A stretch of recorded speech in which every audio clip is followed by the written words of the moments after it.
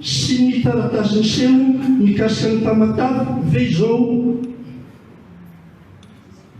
fa makafaka ato ataonao zao ajamokeo aloha fa mety ho lava le izy sovavano sotra tompoko.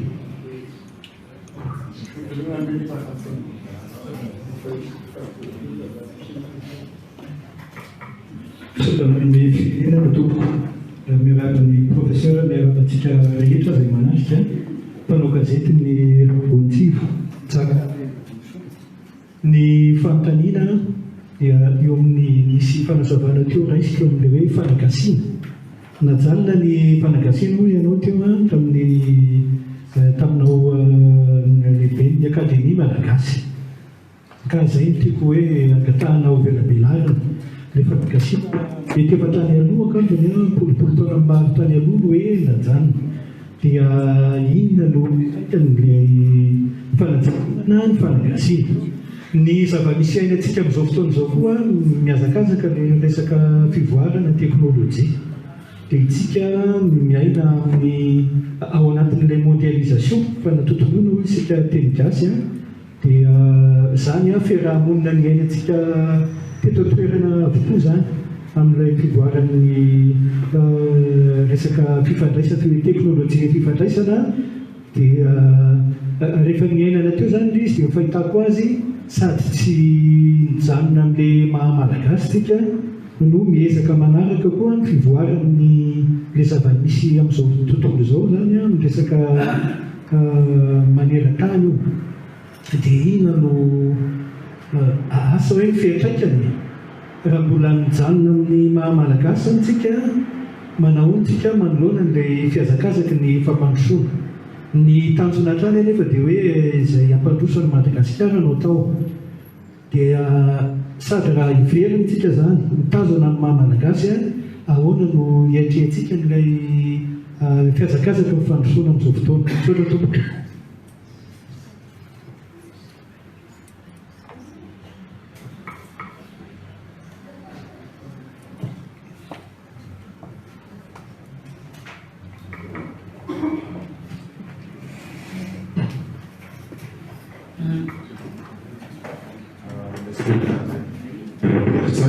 Amin'ny polytechnique saka antany mikasika ny hoe ahoana ny toetsaintsika malagasy mbola misy ihany ndraindray ny hoe sauté. Inona ny fiantraikan'izay eo amin'ny resaka izay niresahantsika rehetrarehetra teo satria hitako hoe zavatra anankiray tokony hojerena akaiky izay toetsaina misy hoe sauté izay. Sotra tompoko. Makasitraka vetivety fanamariana kely vetivety mba miangavy amintsika tanora mba hitsangana kely azafady amin'ny toerana andro lehibe fa somary misy hoe rehefa zokonjokony ihany tsy mahazo toerana dia efa nijoro efa ela ry zareo nagana vetitra sy nijoro.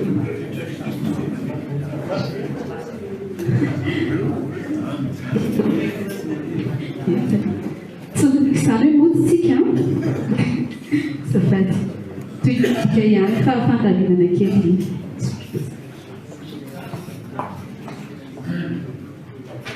Rapatevinao ombako manana ny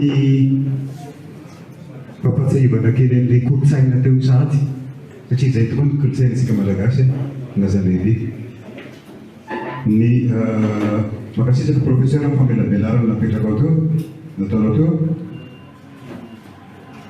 raha ny kosa hoy izy ny amin'ny fiteny vahiny dia nahitatsika izany fa hoe misy faharavaniny ny kolotsaina kolom-panahy ary lehibe filohan'ny arena misy faharavana koa ny kolo ara-toekarena satria dia izao ny zavatra iainan'ny vahoaka malagasy amin'izao fotoan'izao. Ka professeur sao dia fijay koa ny kolotsaina no volena zany dia mahatonga antsika amin'izao fotoan'izao efa sombana ny kolotsaina ny sombaina ny kolom-panahy ny sombaina ny kolo-arena dia izay ny zavatra misy iainana zany. voulu izy ny teny-bazaha. Raha ny toe-tsaina ny gasy dia mametraka le hoe ny hery tsy maleo fanahy. Ny zavatra misy amin'izao fotoana izao dia ny tena leo tena resy misy ny fanahy, resy ny hery. Milaza miara-mahita angambatsika rehetra amin'izany zavatra zany. Azay manava ny rehetra zareo. Ka ao inona ny paikady, inona ny lokanady ahafahana amerina an'izay izay. Satria anao référence kely madatsiny professeur, raha namoaka ny herim-panahy nareo taminareo tonda dia nianja rehetrarehetra tsisy toy satria resy ny hery ka sotra loko.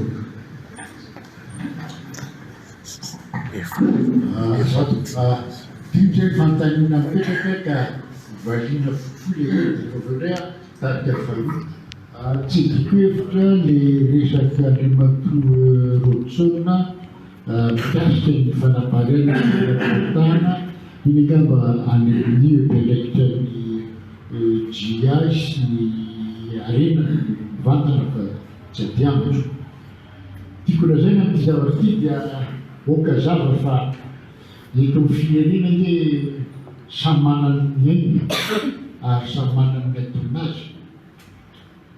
Amin'ny raha miresahana resaka tanin'larotonta ka zay ho an'ny mpanay lalàna dia zay no tsaranay. Zavatra niresahana tany naposaka ny hevitra hoe misy lalana manazava fa misy diso araky lalàna. Rehefa diso dia diso.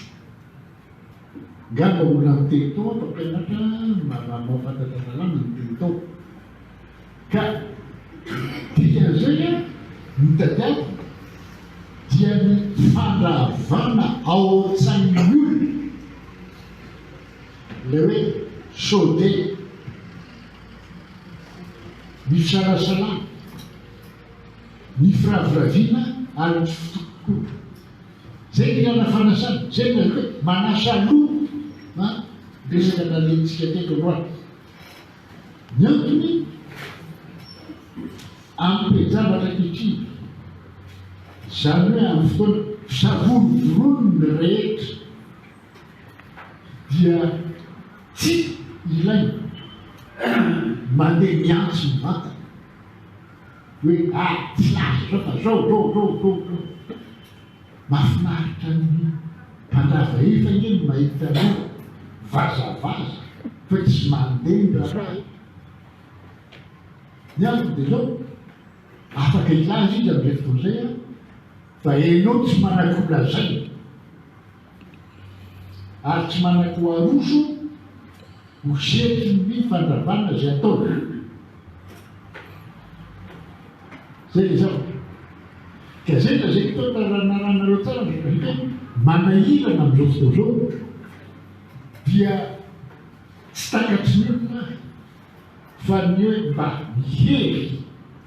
tsy maheo fanahy dia tsy midia zany fantoro satria ato tsy madinanao ary azaka tana midiaka diadiady foanao fa ahatonga saina sa heritrevitra tsy hifampizara ny heritrevitra. Ka io no ampafatana zao hoe zava-misy aza mazara tikola zay jereo fotsy zava-dehibe taorina n'le resaka hoe nanazavana ny lalàna sy tanana lalàna ino nazavana zao ary io tsy dimanjato ny olona mitoza samy manana fomba fijery no zavatra io fa zay natao hoe nazava tamina dia nahatrapa ny olona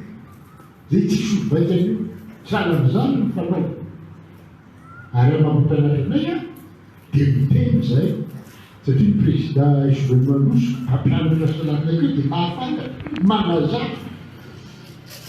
dia lazanao mila nareo mitotenenenevitra tsy tiana na tiana na tsy tiana misy mandray any izy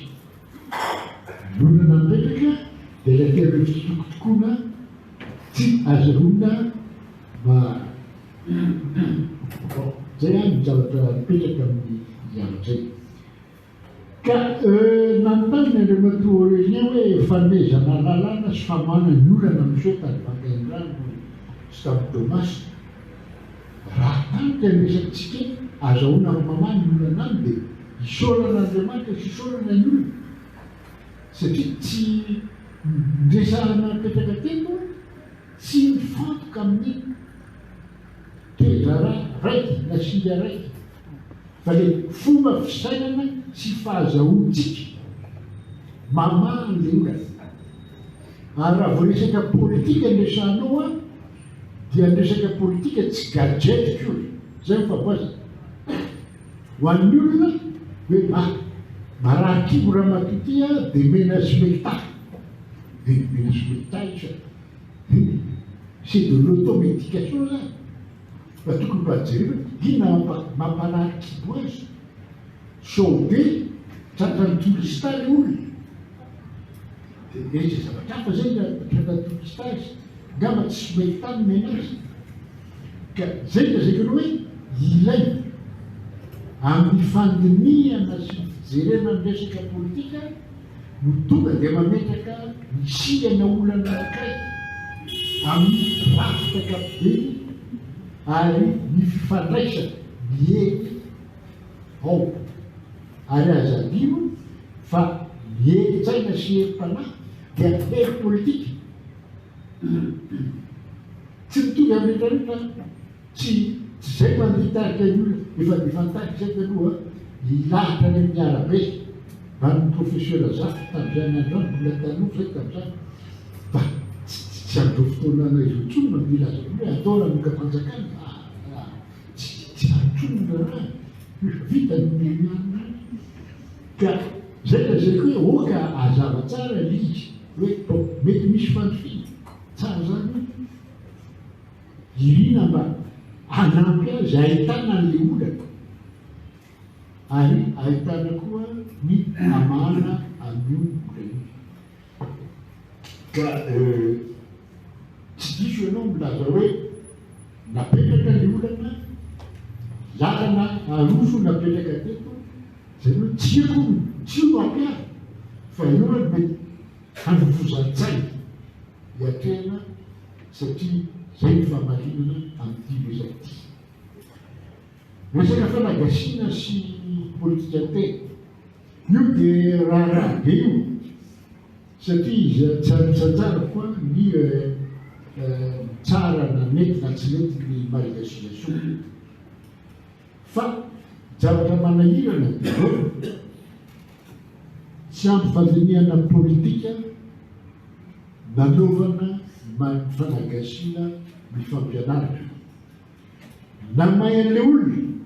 dia rehefa miteny malagasy ny olona dia mately izy ray a samy namolona te voambolana atao dolo rehetrarehetra dia manontany me ny olona hoe manontany tena ny maro miteny natao ampray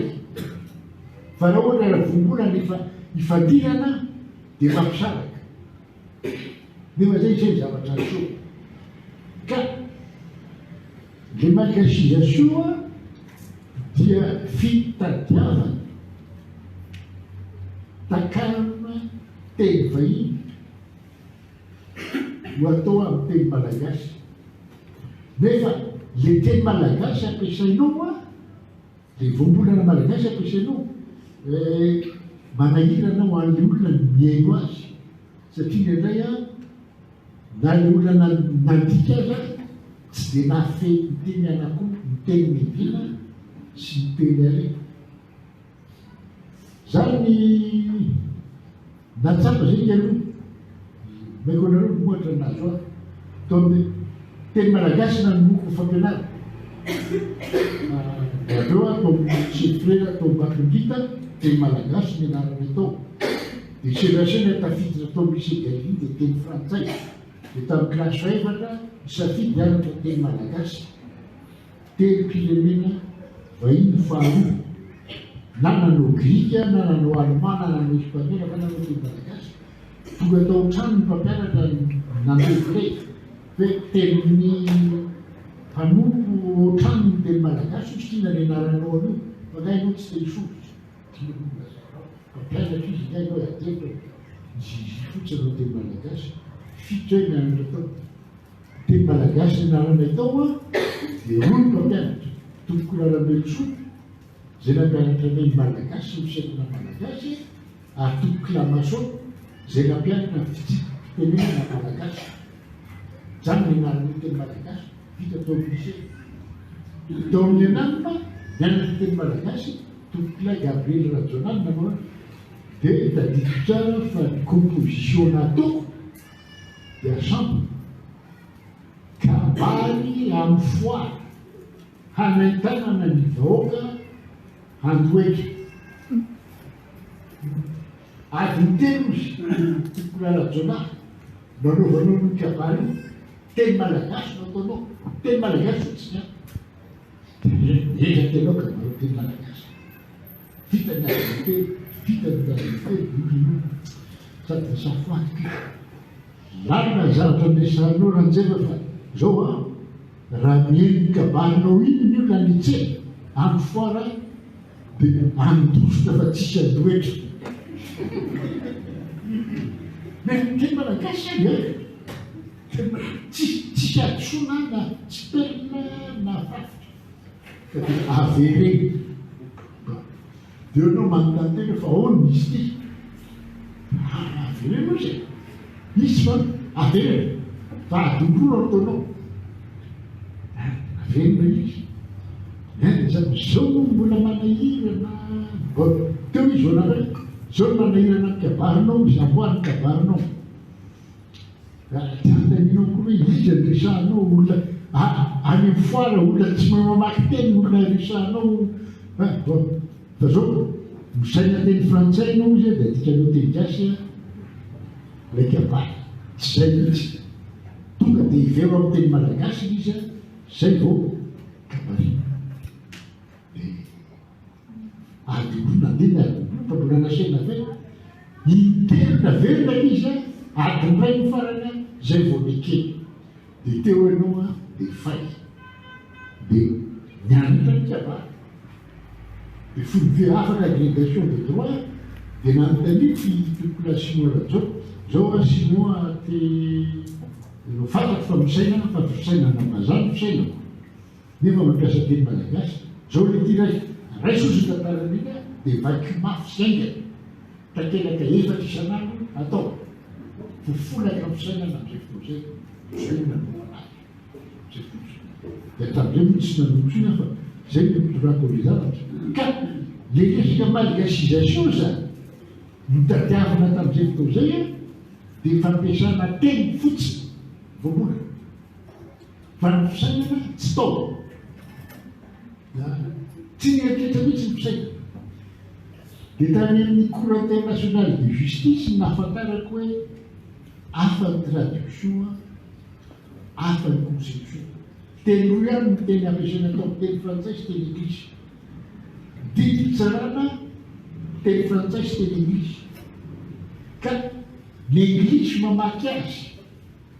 dia mihevitra fa iny ny fototra sy ny matoatsoratra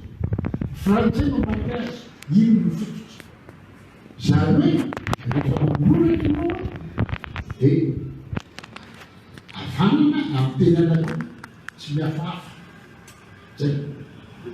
dia zay rehefa hoe hitako ny fahatsarana zay zavatra io satria rehefa tena jerenao le izy a lefa tsy miady hevitra ianao mahita ny fivoriana rehefa voaza le kolotsaina mevina tsy faharanoa fakazo pesaka amin'ny olona mampiasa ny kolotsaina dia zay natonga hoe non politique linguistique no atao satria teny Madagasikara tadidio fa politique linguistique mitondran'ny frantsay mpanjanaka mesa fa tsy frantsay mpanjanaka politique linguistique natao teko tao amin'ny akadémie malagasy misy adevitra lehibe to tamin'ny taona folo sy telo misy fanapahan-kevitra to ino no fifanaka ho arahana amin'ny feza ny teny malagasy anankiroa safidy. Ilany niarahan'ny missionnaire catholique sy protestant frantsay sy anglisy de Union linguistique internationale no ampiasaina. Reo olona roa efa zatra nafantatra ny fandikana baiboly firana sy rehetra tsy manahirana azy zavatra iny. Charles Renel zay lehibe ny fampianarana ny Madagasikara dia nilaza atao amin'ny akademia malagasy fa Madagasikara dia zaratany frantsay ampiareko ny lalàna frantsay ka noho izany linguistique frantsay no ampiareko Madagasikara ka na iza fa na tsy fana zay no ampiareko natao latsabaky tamin'izay fotoan'izay tamin'izay nataon'ny akademia mianotokony fitiavanany akademia ilaza fa Union linguistique internationale no ampiareko ny apately no laza fa linguistique frantsay de ozy isan'ireo zay ataonareo fa tsy lalàna koa Union linguistique frantsay ampiareko Madagasikara. Ditanareo zany fa zany ampiasany entina ampivonanareo hoe non tsy vita ny hoe mampiasa mivadika teny hoe mivadika ny teny anankiray fa mivadika fieritreretana sy ny fisaina. Satria raha le mandika le teny ianao a dia miankina amin'le teny anankiray akanao azy ny teny ampiasainao a zay mety tsisy dika ho an'ny olona mampiasa an'le teny. Dia ina nefa rany azany mampampiarana nafantarako zao zay matetika zany tsy saroto mihitsy fimpianatra na ataonareo amin'ny teny frantsay na atsoratra ataonareo na tsy na teny malagasy tsy mampanina azy olo teny anglisy tsy mampanina azy dadany sasa zao mahafantatra tsara zay zavatra isan'ny nanao dissertation tamin'ny teny malagasy tamin'izany fa anao aloha rehefa tsy azo ny hevitra dia mampiasa teny vahiny izy entina fenany fa tsy voafeny ny hevitra.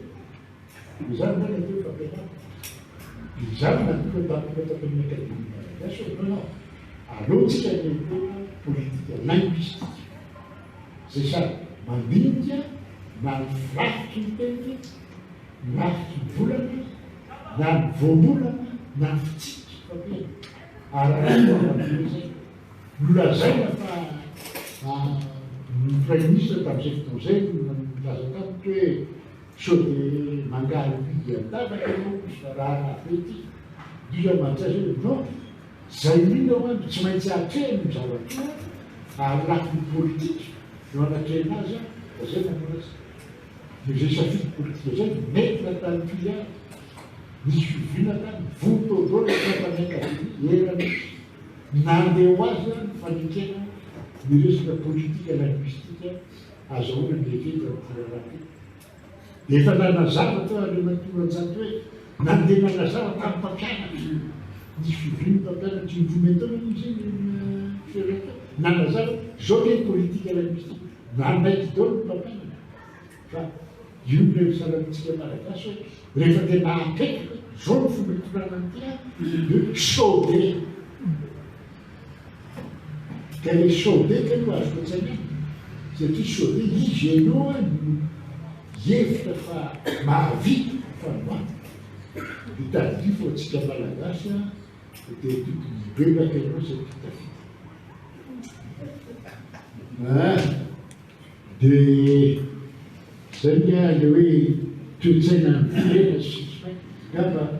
namaro ny fanontaniana napetako anao avao politikita ny tena koa raha namazava fotsiny amin'ny resaka teny sy zavatra fahasailana.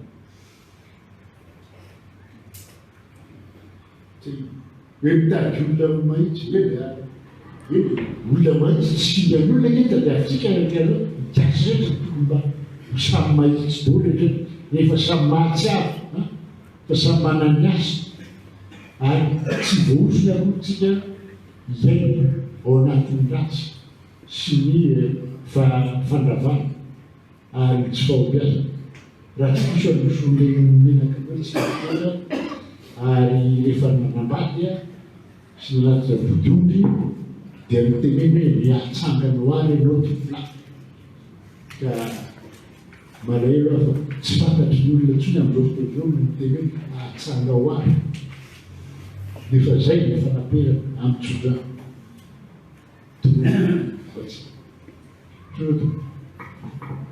Bakasika tompoko amin'izay valim-panotaniana izay amin'ity tapafaroa ity indray nanaovantsika anazy dia mametraka fantaniana dia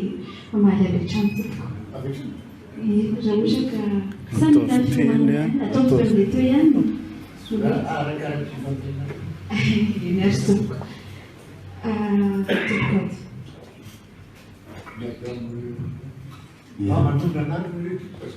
Lui de Gonzague.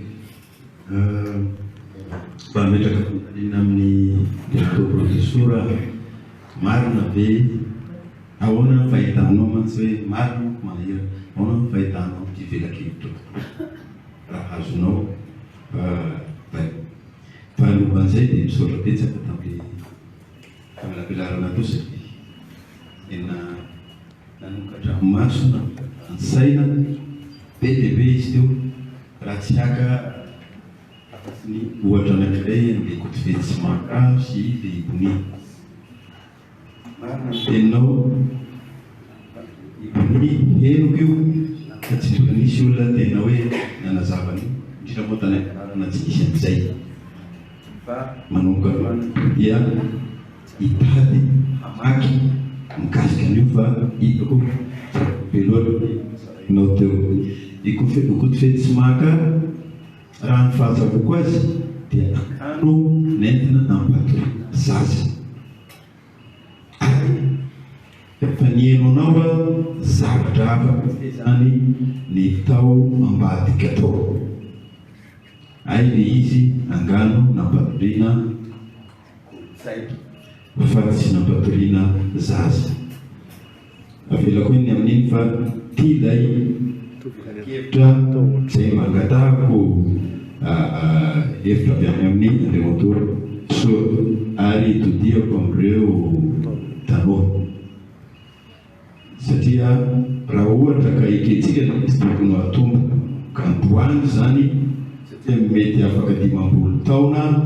na 80 taona vao mety ho tody nefa raha ohatra ka marina le lazay dia mila tomboka hoy aho hoe ny fiarahamonina malagasy i Madagasikara zany dia tsy mihodina hoe firenena intsony fa mihodina olona isymbatan'olona zany za zany rehefa mivoaka maraina dia ny mombahy no andehanako mivoaka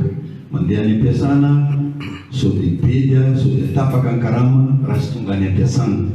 fa tsy hoe mandeha any am-piasana handray anjara hitondra ny anjara biliko ho fampandrosoana an'le firenena mihodina raha miteny amin'ny teny frantsay moa zany hoe en tant qu'individu zany tsika eto Madagasikara amin'izao fotoana zao fa tsy en tant que hoe firenena aka ohatra anankiray amaranako azy ho anareo tanora le velakevitra aloha dia hoe zaza mahita fa na ino projet de développement na ino programme général de l'État na ino ny atao amin'ny mpanohitra na ino ny atao amin'ny mpitondra efa potika tanteraka le firenena amin'ny vahaolana ho ia dia angatahako hoe ina ampaikady rehefa aveo hoe ahoana no hitezana ny malagasy ka rehefa mandeha mivoaka na miaina na mieritreritra hieritreritra foana ny tombotsoa iombonina fa tsy ny tombotsoako zaho en tant que hoe individu exemple anankiray ty izay nampiasa ny lohako hatramin'ny raika amin'ny 90 dia mbola nisy farany teo dia misy anareo manam-pahaizana ambony mialatsika anonona anaran'olona anankiray isariako ny sainy anonona anaran'olona anankiray andriamator voninahitra za Israel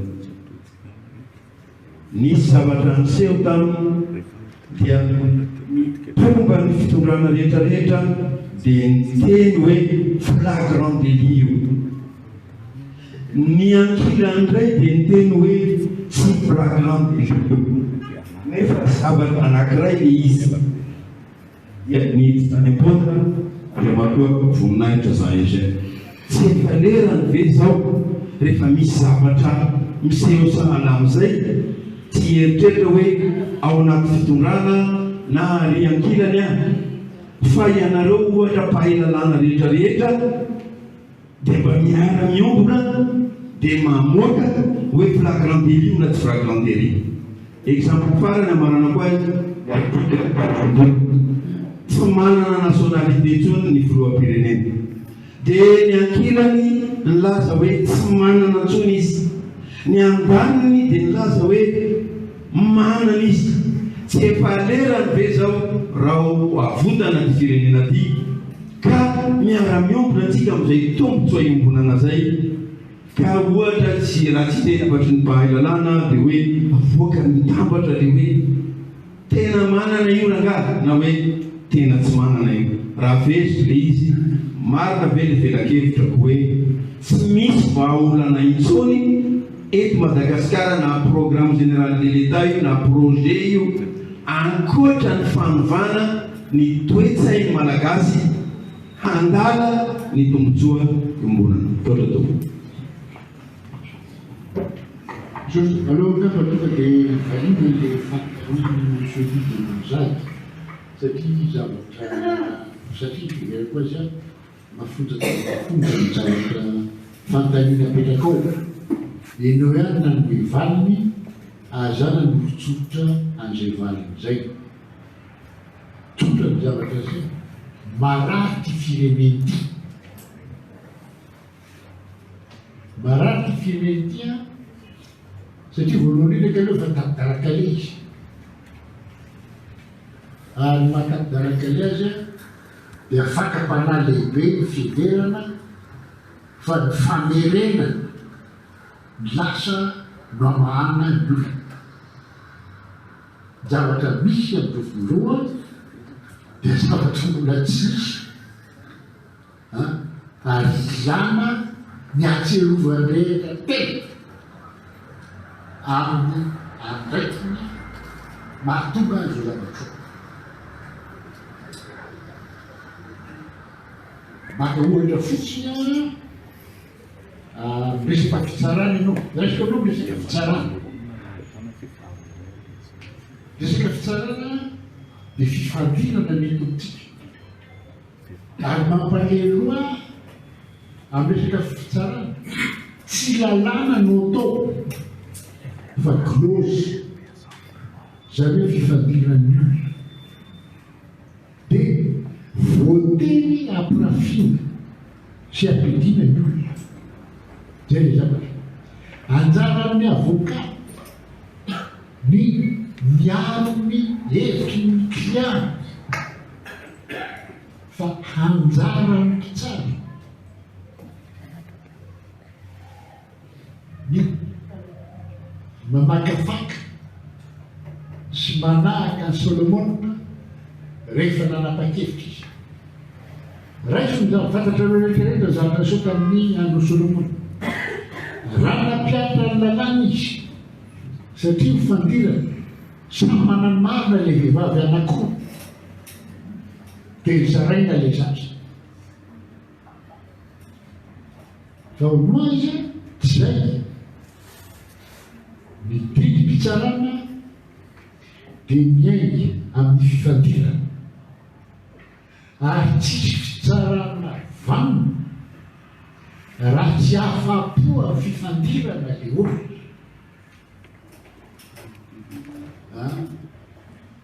Baka ohatra re mandeha nangatahana hitsara dia fitaina anatin'ny embolana ty tsy afa-pony ianareo tsy maintsy eto lohany ny fitsarana ianareo ny famaky vava raha ilaina satria fitsarana dia miamitranana ny fihevana azahoana miara-monina sy miara-mitady ny solona tsy zay ny zavatra melatsika metsika tonga dia fandafiana no anaovana raha manao raha-pitsara hitanao zany e fa refisaina n'le mpitsara sy ny mpiady ary ny fiarahamonina mila tsakona zay ohatra fantany raha isao ny artikle 42 miaritsina tokoa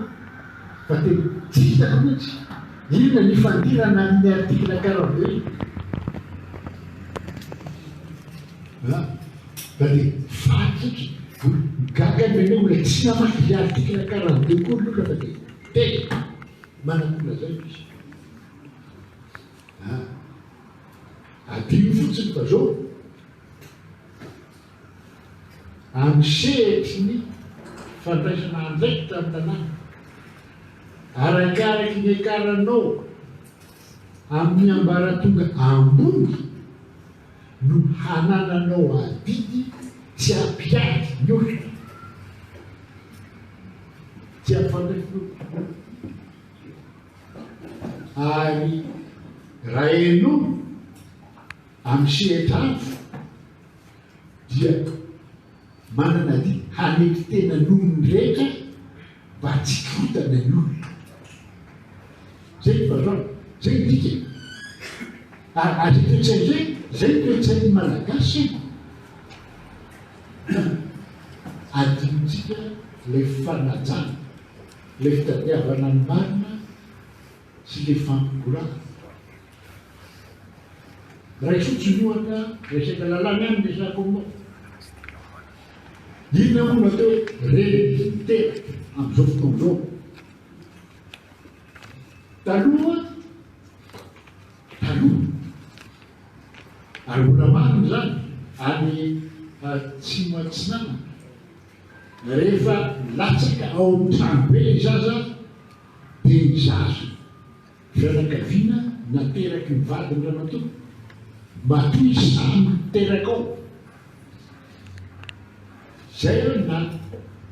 zanaka ladama rainy andrakoto ladama na dia fantatra aza fa biologikement tsy marina tsy marina ho an'ny olona zany zay ny fomba fisaina dia ahoana enao fampianatra lalàna rehefa mantazy hoe ina moa tamin'ny misy tamin'ny agrégation natao sujet anankiray napetraka la mère en droit ME accent grave RE lalàna ny anaranay hafa ankehitriny hafa hoe teny hoe la gestation la maternité par gestation par autrui da afatrafapetraka amin'izay fotoan'izay amin'izay fotoan'izay Marie la Vierge nanoa gestation par autrui satria tsy fanamasina ny tontolo azy hitanareo zany fa lalàna dia mampisy anareo handinika lalandava anana fanitretena zay amba no zavatra miseho tiako lazaina raisiko ny zavatra ampiasanao fitopolo taona no fepetra farafaratsy azahoana mandray vaty vokatro raha mamaky na rotivaly ianao tamin'ny taona 50 sy ray navoaka izy dia vola zao mazava tsara mihitsy fa afaka 70 taona no ahatraran'ny Madagasikara ny farim-piaina ny tany mandroso any Europe 70 taona raha manomboka amin'ny 50 zany 70 taona teorina nanoratana zay efa soratana mazava tao tsara io zao atao zao natao zao tao 70 taona teorina aizitsika ka amin'ny resaka resanao dia ilana fanasitana ty firenety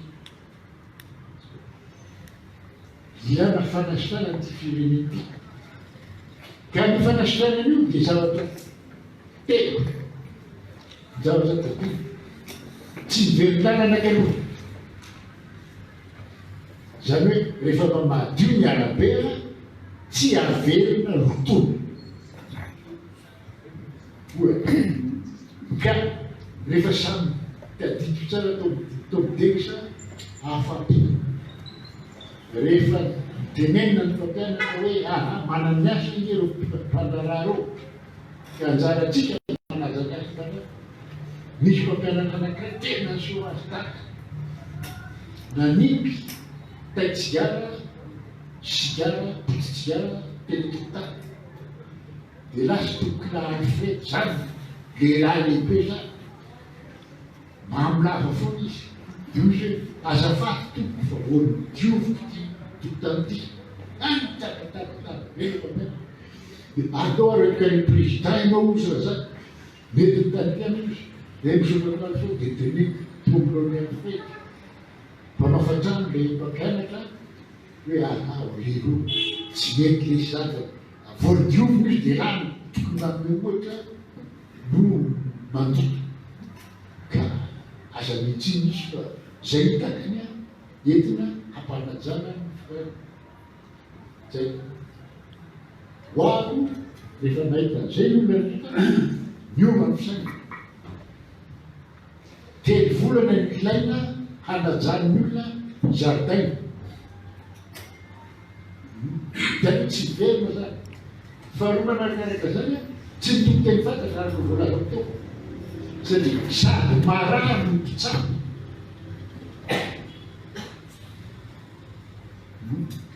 ary fahatelo efa nanana expérience de guérison natao tamin'ny afdiraisampirenena zany nantony aiza ina valaolo eo zany ao tsy manana gadget za tsy misy fa zao fotsiny tsy amelanaroa tsy androso dia nataondra raha ohatra fotonam-panjakana dia tao izy dia co-gouvernement natao zany hoe tsy ndraitrarehetra koa mitao vola tsy afaka hifanaraka no atao iandraikitra sampana raha anankiray ohatra ny atitany sy ny polisy lehibe ny polisy taloha mitao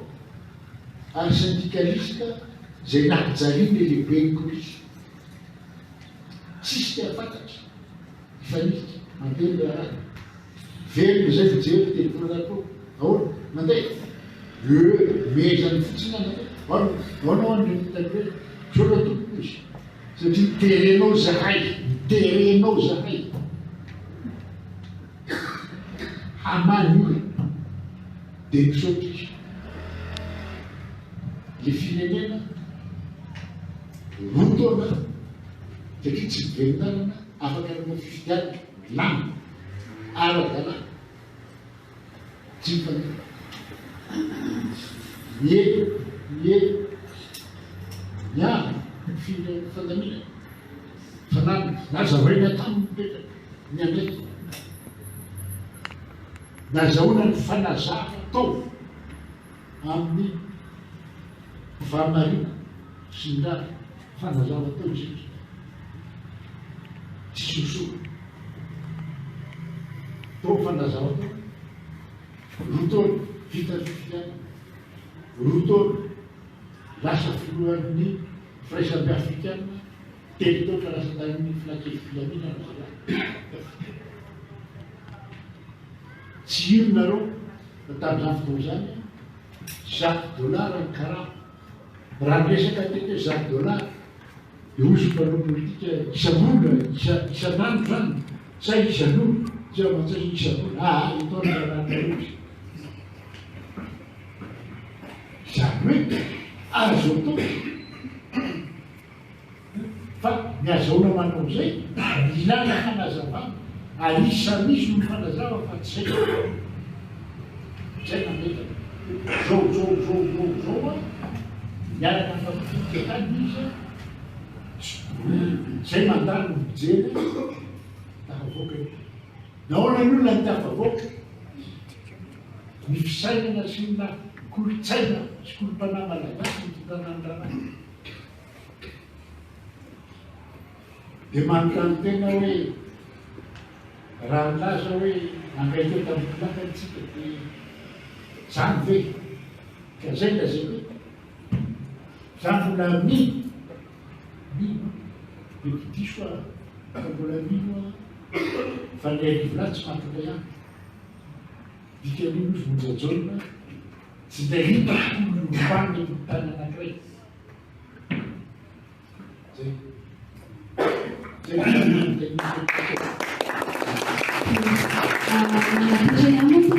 fotoanantsika karaha sitrakareo mametraka fantaniana dia avy izay fantaniana avy hatrany tompoko no apetraka dia olona telo sisa no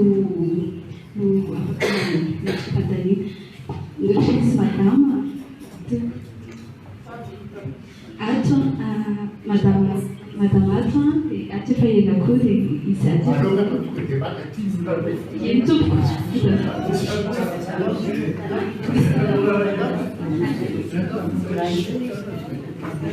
eny tompoko dia misy tanora lakitra afaka mandroso eto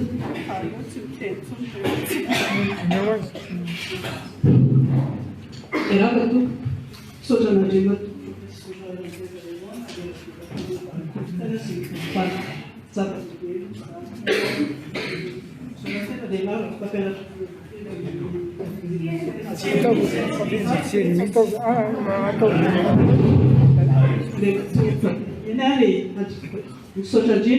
la novela Kefrateu, Sotragina, la Jimatu, professora Ranzevane.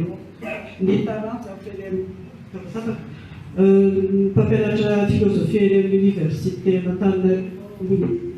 des lettres et sciences humaines. Fantali,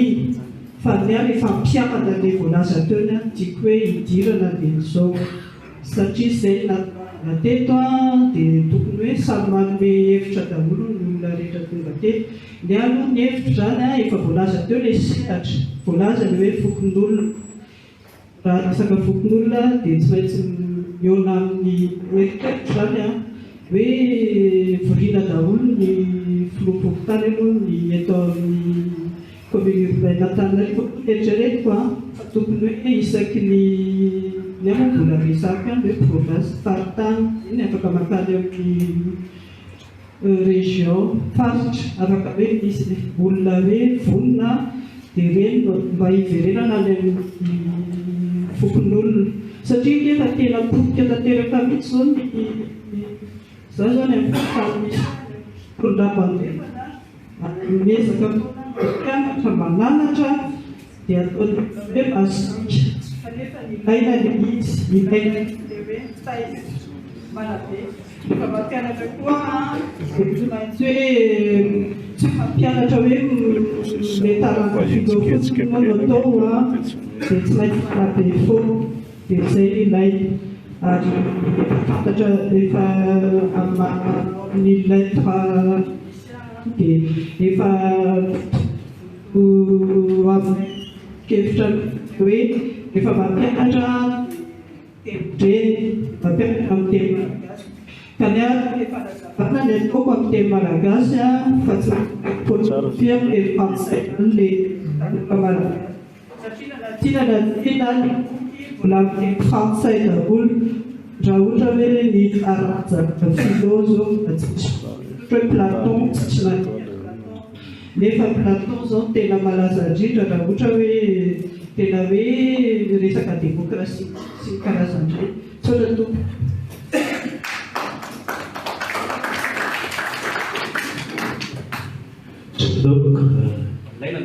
Tsy laina. Aloha teny maty. Ya, Josué Rajertsona, Panamahay amin'ny fampandrosoana ny tontolo ambanivohitra, tsy haiko moa namorona ny teny hoe Panamahay io consultant.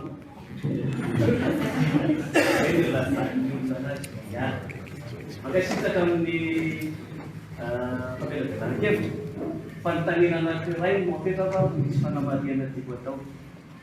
Saika mitody fanontaniana le zavatra niresahan'iray aman-dreny azy. Monsieur Louis de Gonzague, mba afaka fakafakana kely na resahana kely tena dia ny atao hoe firenena satria firenena tsy nation satria fomba fijery nation ny ijeren'ny olona ny atao hoe firenena ny zavatra misy fa le amin'ny maha-malagasy inona le atao hoe firenena misy mantsy le any amin'ny mpanao faninika ohatranareo zany le hoe état nation nation état ohatra mifandray manazava le firenena be zay hoe nation état nation zay no fanontaniana mety hitondra ny famalina amin'le hoe firenena be tsika malagasy sa tsy firenena hoary ny firenena tsika malagasy fa za moa inona mihoatra aminao raha ianao no mitondra an'izay fanazavana zay zavatra anankiray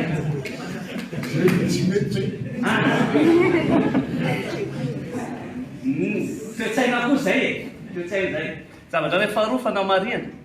rehefa nienao ako a rehefa nienao no matetika fa mela darakevitra ataonao dia ohatra nienao ihany no miteny an'le izy hoe miteny anao mandritry ny adiny telo dia voarain'ny olona ve le zavatra tianao misy voarain'ny olona foana za mahita misy voaraina roa dia dabe kifety sy makary etsetsetera fa le zavatra tena tianao ampitaina amin'le olona ve voaraitra zay fanamarihana ny fanamarihana toko atao mantsy indrindra ho an'ny atao amin'ny arena zany tena raha fijery koa azy a zavatra rongeda be nampitoizitsika isakatoany fa zavatra rongeda be le hoe kolotsaina sy kolofanahy mifandray fandray be le kolotsaina sy kolofanahy satria avy amin'ny fanahy no makany amin'ny kolotsaina ary avy any amin'ny kolotsaina no mitondra any amin'le fihavanana zany hoe raha manao par transitivité miaratsiny amin'ny teny malagasy ateny frantsay dia hoe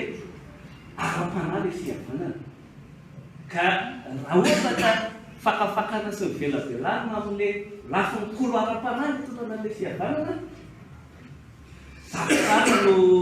mivoaka makany amin'ny politika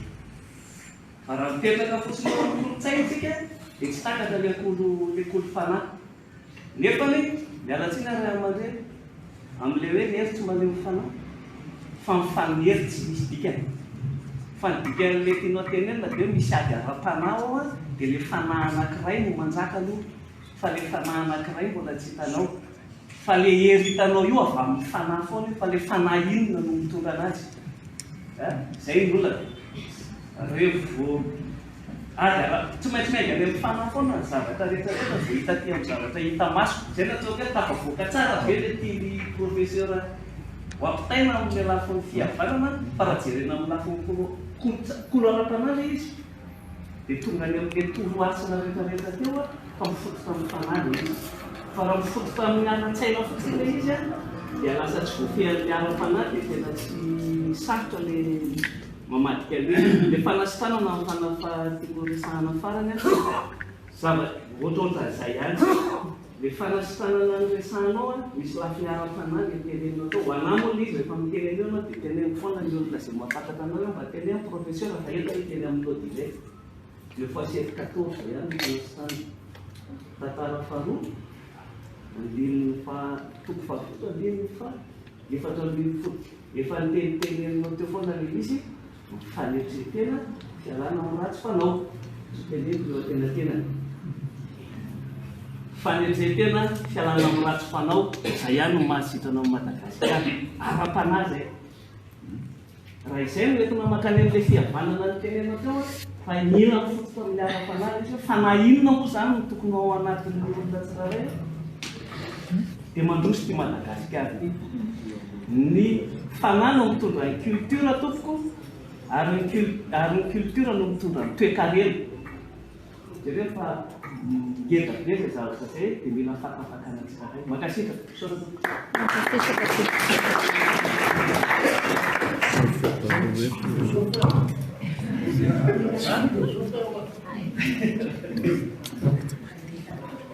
Tanto hoe Arnala Brodera aloha dia misaotra n'Andriamatoa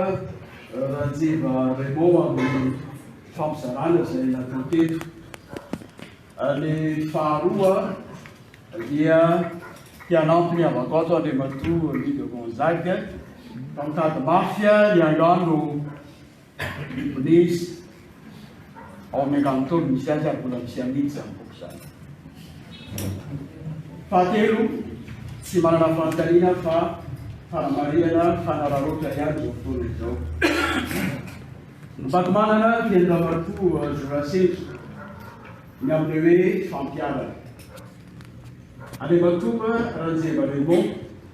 amin'ny fandraisako azy dia ao anatin'ireo taranaka malagasy izay tena mbola mitahiry ary manana ilay fisainana tena malagasy na dia mahafehy azy ny tontolo fisainana vahiny izay andratony fahalalana. Ary izay indrindra no tiako hisarihana antsika ny hoe ny zavatra nambarany teo dia lalan-kevitra izay tokony izora. Matetika isika eo anatrehan'ilay zava-manjo eto amin'ny firenena na eo amin'ny lafin'ny politika na eo amin'ny lafin'ny fanabeazana na eo amin'ny lafin'ny toe-karena indrindra eo amin'ny lafin'ny kolotsaina dia alai-panamana kariva hitodika amin'ny anivelany hoe ahoana ny nambarany aminy, ahoana ny nambarany aminy. Kanefa isika malagasy dia tena manana an'ireo olon-kendry izay efa nanakambara talohantsika ary mila manovy sy velona n'ireny sainy teo aloha reny isika raha mitena hoe taloha dia ny talohan'ny fandanahantany zany. Manana mpisaina kely isika tahaka indry Rainandray Mampandry, manana mpisaina kely isika tahaka indry Andrina Ponomerina, Randray Manalombely tany any amin'ny zareo Betsileo zany, raha tsy milao any faritra Atsinanana zany, le navaratsika makany amin'ny Nandretsirotra, olobe avokoa zany. Ary nataontsika ino navelatsika reny angina satria efa raza.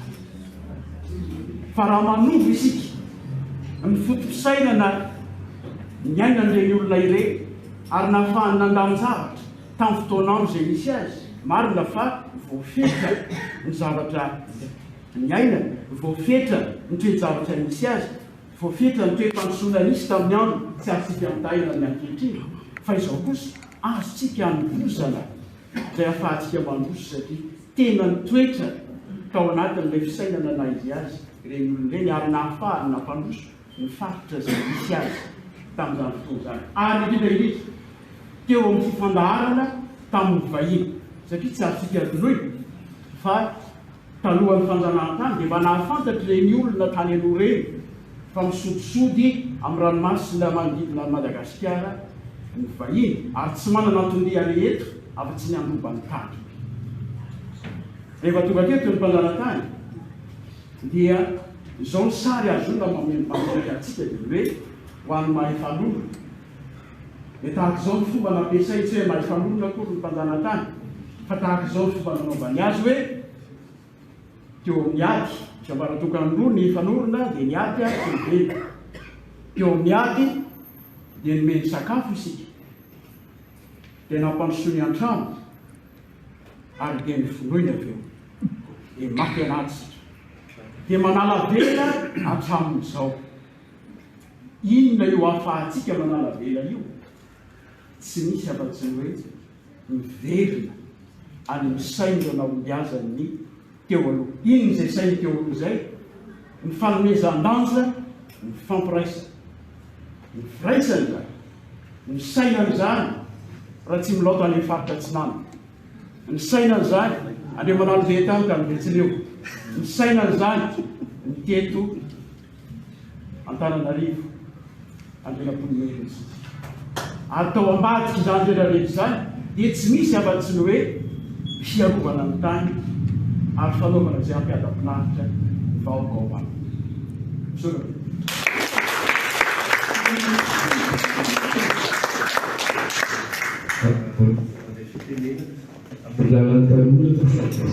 Asefa manantona ty. tanora ihany mahalan'ny mpianatra fialana dia mamaly hoe fanamiliana natodika tany kasikan'ny lalàna sy fahamarina efa lany le pilina dia mila manatona ny olona may tanora dia izao lafiny lalàna zao no tena resahako misy zavatra tsotra kely hoe ty zavatra ty marina ty zavatra ty tsy marina dia nefa ohatran'ny olon-dehibe ana atao tsy mahafantatra hoe inona marina sy tsy marina be raha resaka lalàna ohatra zao tsy fantatra hoe flagrant délit cavonaitsa chèque sans provision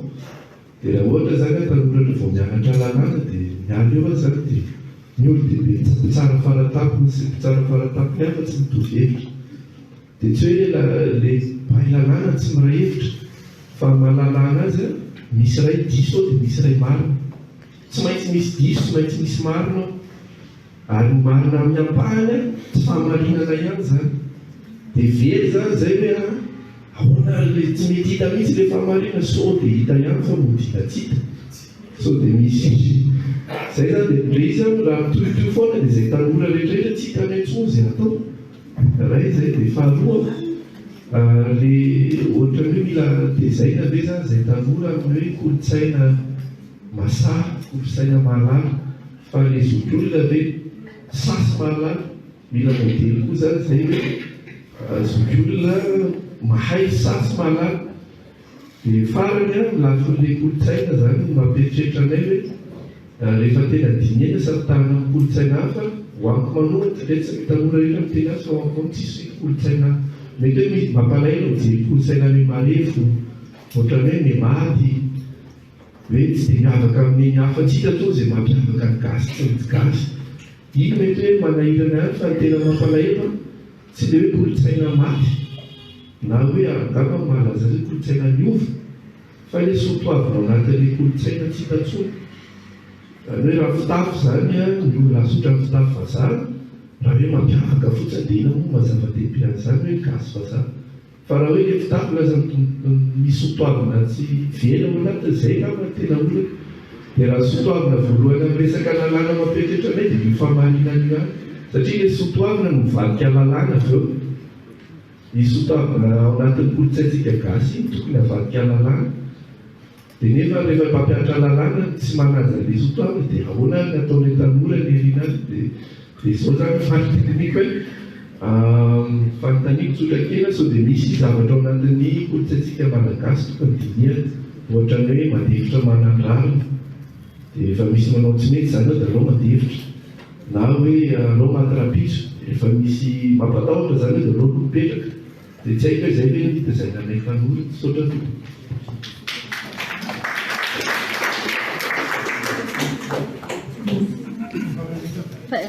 sotra tokony fitenenana ty andian-datsojoro mpianatra ao amin'ny tao amin'ny zanatsehatra olona anivon'ny fakulté tena matsoratra ny siansa maha-olona université Antananarivo dia nirotsaka nampianatra amina sekoly ambaratonga faharoa any Moramangany sotra tokony amin'ny fitenenana ary mialatsiny aho matsiaro tena ho telin'andro imasiny vary aby tena sady za miara-taona no zanderan-kevitra ndray mandeha tao am-pianarana ny tantara angano-bazaha anankiray tampianatra le corbeau et le renard any lafositany rehefa vita ny tantara natany mpianatra inona ny lesona azonareo tamin'ny tantara zay niresantsika teo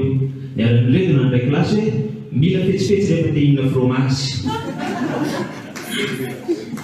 tiako hiaviana hoe tsy tokony tsy niavina ilay fahafahan'ny mpamaky anovina roerany le talenta mpanoratra araka ny tenin'ny zanevatra rantsa tsy tokony tsy niavina iverena kely resaka kotifety sy maka resaka ibony angamba misy mety karazana fampakina hafa azo itrandrano reny angano reny ary eo mihitsy eo amin'ilay resaka kolotsaina sy kolom-panahy inona tokony mampitaina amin'ny tanora zay hitako tena tsy ampy indrindra eto amintsika dia le fisainana amintsikera esprit critique moa zany dia frantsay le fisainana amitsikery fa avy dia mandray fotsiny avy dia raisina fotsiny ohatra hoe tsara daholo ny kolotsaina ny aina amin'ny taona taloha dia tonga dia misy ny atoko anaty fanapososina moa zany hoe iverina loharano dia mipetraka ihany fanontaniana hoe le loharano ovina le taonjato fafiry sa le tamin'ny vily dia misy ihany koa tonga dia mandray fotsiny tsara daholo rehefa avanive dia lasa tsy mipetraka intsony zany le tsikera tsy mipetraka intsony ilay sivana ary mifandray amin'le teny zoko teo ihany hoe mifandray tsara amin'le teo hoe lasa mihinana ambolony satria ray aman-dreny dia manaiky fotsiny tsy mitsikera ray aman-dreny filoha dia manaiky fotsiny tsy miteny ray aman-dreny ny manao bela-kevitra dia manaiky fotsiny tsy miteny lasa tsy misy tsikera intsony zany inona no afaka mahatonga ny tsikera zany eritreritro mahatonga an'le saina hitsikera eritreritro manokana sekoly tena mitaizany saina hitsikera ny boky sy ny vakiboky ka sosokevitra amalina n'le lohahevitra ny angana hoe inona ny kolotsaina sy kolom-panahy entina hitezana anabeazana ny tanora malagasy ankehitriny dia anisany izay tokony omena laka angamba ary tsara omena laka ny boky sy ny vakiboky misaotra to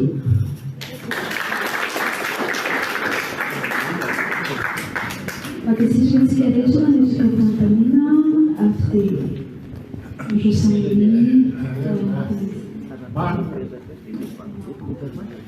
tsy resaka satria tsy fandirana resaka raha zao tao tsongaiko zavatra voalohany resaka fokonola ary resany resaka fokonola resaka miresakytsika resaka fokonola resany fa aza adino a zavatra anankiray nyeny antsika teto tsy tafavoaka ny fampijoroana ny fokonola amin'ny tanan-dehibe io a tsy tanteraka ary tsy tanteraka mihitsy mety ny tokolara tsy mandrava ary rehefa tonga ny repoblika faharoa dia natao sosialista tao zavatra tretra dia manjara takokenaka ny adjectif qualificatif fa zavatra tsy bava mamela ampatsiaro anareo resaka ny fanaovako zay resaka farany resaka tokolara tsy mandrava taorina ny nadefanay mpianatra noho stage tany amin'ny service civil tany ambanivohitra dia nanatona zany resaka tany dia resaka fokonola dia zany laza taminy hoe manahirana amin'izy ity eo a le resaka fokonola dia mitomona raha amin'ny vohitra na ny fianakaviana satria fankanana dao izy ataonindreo mifampilatoky na ny famille anaka isan'izy any a no raha zay zany hoe relation personnelle no misy amin'ny zavatra fa rehefa miditra ianao amin'ny tanan-dehibe a dia tsy izay intsony mifototra iferahamoninao fa manjary fanolora botorina no mampiray le olona ka le fanolora botorina coexistence pacifique tadiavina fa tsy misy inona ny toe-tsaina iraisan'le olona mipetraka amin'ny tanan-dehibe zay sady maro lafy fehivina maro lafy andraikitra sy sehatra manifeste eo zany nametaka raha salamika mila sentiment national zay zavatra conscience nationale dia ireny moa zavatra soa dia tsy tanteraka zay zavatra zay tiako lazaina resaka fokonola dia fantatsika dao l'expérience ny zava-so tany Rwanda dia zaho tamin'izany zany nandeha nanao nampianatra tany dia miresaka amin'ny samy mpampianatra dia zavainy olona tany ko mifototra izaina amin'izareo miasa ny vohitra no karazany fokonola ao antsika mitendry ohatra zany vohitra manko izy mitetsika dia eo mivohitra mahavita tena tanteraka le vohitra. Rehefa mahavita tena tanteraka le vohitra dia indraindray dia tonga dia lazay tandreo nareo satria ilay kolotsainanareo na kolo politika iainanareo mivaka amin'ilay vohitra hiteraka raha anahirana amin'ny taminareo. Taika teo izy ndray mano zany satria zao nareo samy mihiboka amin'ny vohitra reo ao. Zay ny décentralisation mihiboka atao izy. Nefa noho ny tsiny ny fitatry ny dia tsy ampitsony ny vohitra ka andeha hitady tany hafa ianareo. Zany hoe tamin'ny olona zany no akanareo hipetrahanareo mba hivelomanareo. Dia amin'izay fotoana zay rehefa tsy tafiditra ny conscience nationale fa tsy olon-tenanareo fa ianareo dia ray fileovana na marimarina koa miaina amin'ny sehatra midadasika mivohitra dia iary nareo. Fitoana tafiahona misy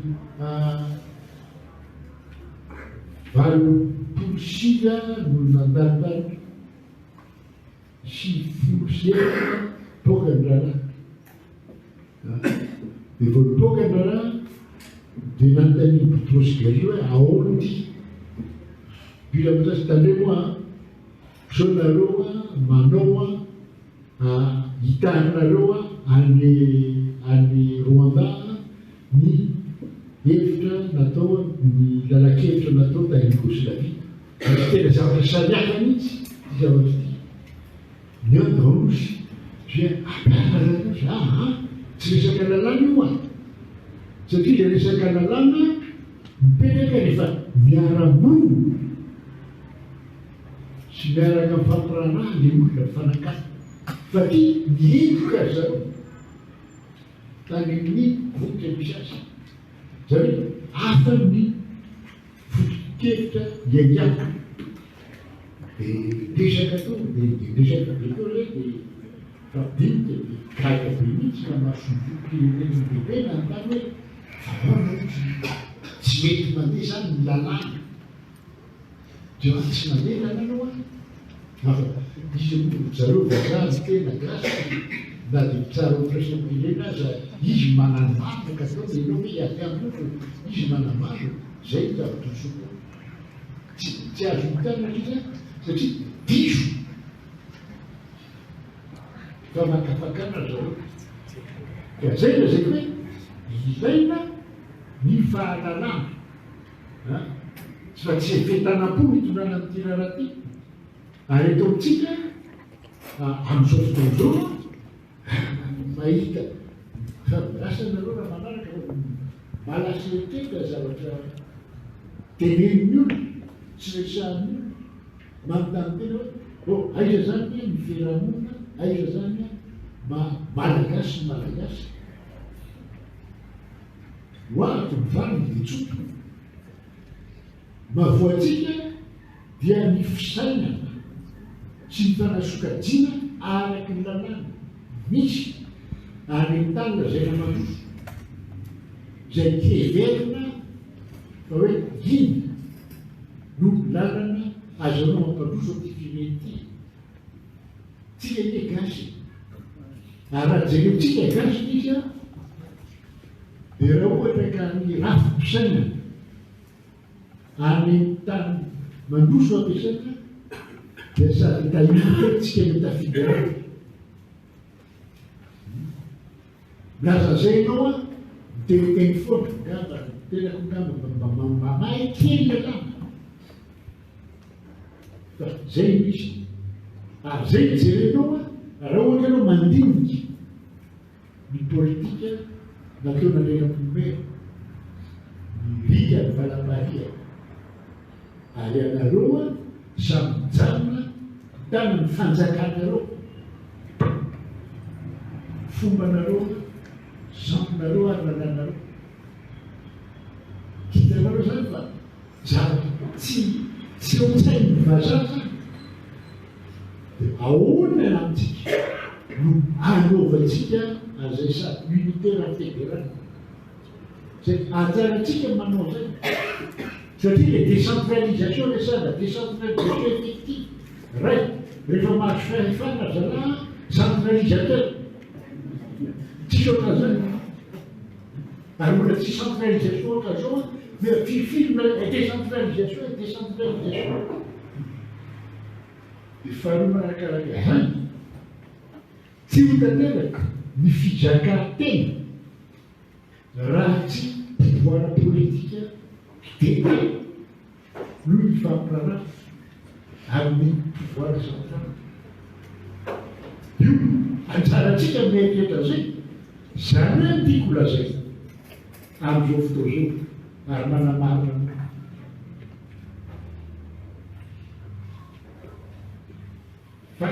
fanasitranana ny toe-tsay ny rafo sy ny fiatsika processus zay samynao dôly samy marary ka samy atsapa indrindrindrindra iza ny tena bolana eto amitsika nday tena zay ny andian'ny fanitritena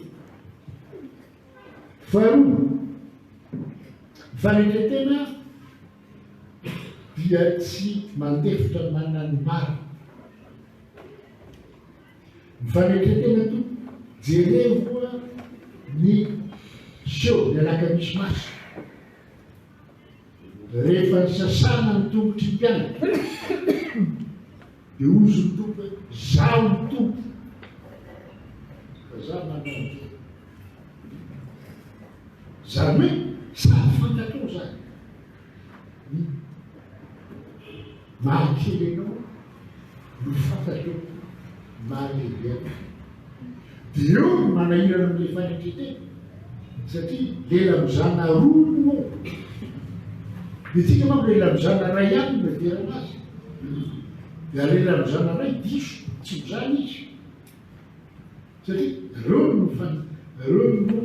famarivagy amin'ny fiainana isan'andro dia zay no zavatra manahirana amin'ny fanitretena nefa zavatra tritsika amin'izao fotoa zao dia manana ny ianao fiarina fiarina no tsika ao satria efa politika dôly amin'ny fitokoa zany hoe diafy rety alizany pahary mafiaina ho an'ny vazima misy ny pahary nanana zany ny vazima ny pahary ary rehefa noaikary ny vazima dia ny raina amin'ny sinanitra zay ny mananganana vatona tany mandanitra ny oatra ka izany tsy afaka piana firemenana no tsy afaka hiary firemenana no raha tsy manam-panahy manam-pinoa raha tsary gadgeta fotsiny ataonao na alainao tafo reo raha ny misy roapinjoa raha vo tafonao fotsiny tanao tonga dia pitika zany nanaovana tany jimbabwe tsy mila solution efa natao tantsika ena zany mampihe monsieur le président oa tsy lasa-kevitrinao satria efa natao tatity tsy manaiky an'io nana dia namera zao da zavatra mbola tsy natao da diavintsika satria hiary firenena natao zay fitadiavintsika zay fa namoatritsika tombony amintsika hitadidio zao mbola tsy nifamonotsika misy lololono misy fandirana fa mbola tsy nandeo donc zay hiady aminareo ke tombony zay ary misy minity mandaha zay amintsika misakafo faharoa raha miaritsika dia miendalana ny fiarina fa tsy miendalana koa Amin'izao fotoana misy mivelintanana amin'ny saina. Tsy mahazo resaka. Nataona tsy mahazo resaka izy tsy menalemana tsy mitovy ny fahaizana sy ny fahinena zareo lemandrika izy amin'ny fotoana. Fa anjarantsika hamitarika azy hiarika azy zavatsay. Fa ny tena marina nametraka ny fanaovantsika tena lalakevitra ny teniny Andriamanitra Njato hoe lalakevitra satria rehefa tena jerena izy a zay moa nalao film zay Njato hoe nanao sarimihetsika izay nampona Amerika avarapaniko eo zara nijery lalakevitra napetraka tao ary lalakevitra tsisy hevitra narenam-pinerina vita tolon'olo zany zay nanaino an'izay izy amitenena an'olona fanjakana ka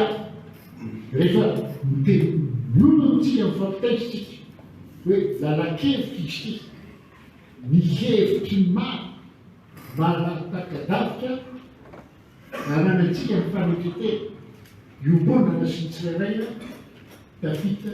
firenentsika ary nazay fotsiny azy no afaka petrakatsika lasa lavitra bebe izy zany hoe ivan'ny fanontaniana izy rehefa tanao moramanga gadgetisation mihitsy tata gadgetisation dia mandray vonona mihinam-bolona dia mino fa rehefa asiana clé ty dia mandeha non non non taiza olona heritrevitra fa azy ny tany izy ny tompony ho avy ary ety ho avy ny zany zay tany ka soa no avelana satria samy soabeitsika aoly zay ngamba no famererana tiako lazay satria nametraka fihavana zany resaka spirituel tadidio tsara fa asanao na katolika na protestant fa tamin'ny resaka atao katolika vao vita ny concile Vatican II neritreritra ahoana ny tolina soratra masina ten'Andriamanitra Madagasikara misy adevitra lehibe tao zanjafo zany ary nanolotra mopera armoara zavatra taky tamin'izany izy mopera liberny catéchèse miaraka tampera Adolphe Ravitsaraka zay anthropologue sy monseigneur Volaro niveka nampatilazaka hoe allo ny fihavanana no atao laka hitoriana ny adevitra enjana be foa satria hoe ny fihavanana dia mitony fiampina sy fiampierana fa tsy nihevitra mihitsy lay afatry lazary zany laza hoe ny fihavanana ny libération et solidarité nefa zay naseho amin'ny izy telo rahana miana tena samy nafinan'Andriamanitra zay ozy nitonana azy la ny afatry loko dia sady manafaka no mampiavaka zay na adevitra be koa zay na zany nandrany adevitra siana adevitra toa mospire zantifa aile lasa lavitra be ty zavatra ka zay na zay kenao marina ianao vokarety koa tsy ho adino fa ny fanaovana politika tsy mizava-bita mitsara anazy fa ny mampisondrotra ary fisorotana dia ara-panahy ary ara-panahy dia mahaolona sy maolona zay ka mandomarina koa azy fa ngamba efa fosasanoa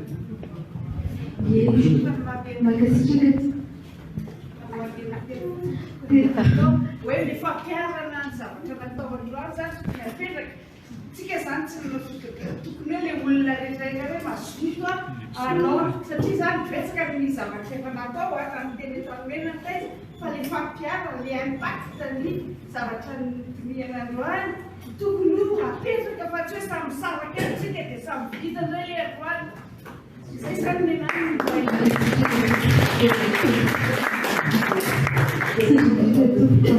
fanamariana tena manadanja be zay efa voaray tompona ndraikitra gama zay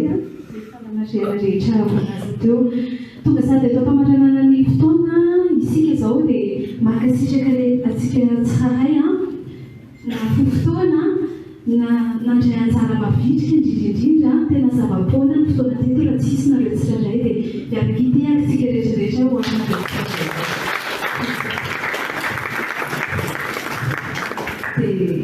avy angamba tena metana ny tanora zay